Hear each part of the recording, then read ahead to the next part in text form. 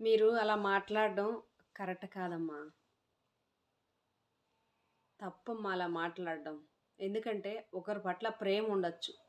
ఒకరి పట్ల ప్రేమ ఉందని చెప్పి మరొకరి పట్ల అంతలా ద్వేషం ఉండకూడదు. ఎందుకంటే మీ కొడుకే కావచ్చు. అంటే కుటుంబ పరంగా కాదు కదమ్మా. ఒక రాష్ట్ర ముఖ్యమంత్రి కన్నా అంతకన్నా మించితే అందరికీ ప్రతి ఒక్కళ్ళకి తెలుగు వాళ్ళకనే కాదు విదేశాలకి అసలు ఒక కంట్రీతో సంబంధమే లేదు. రాష్ట్రంతో సంబంధమే లేదు. అందరి గుండెల్లో దైవం అయిపోయారు కదా! నేను చెప్పడానికి కూడా నేను కొంచెం ఎమోషన్ అవుతున్నాను. I'm sorry. అలాంటి ఒక మహానుభావుడిని అలా అనడం తప్పమ్మా. వీలైతే మంచి కోరాలి కానీ చెడు కోరకండి. ప్లీజ్ నా తరపు నుంచి మీకు రిక్వెస్ట్ అమ్మా.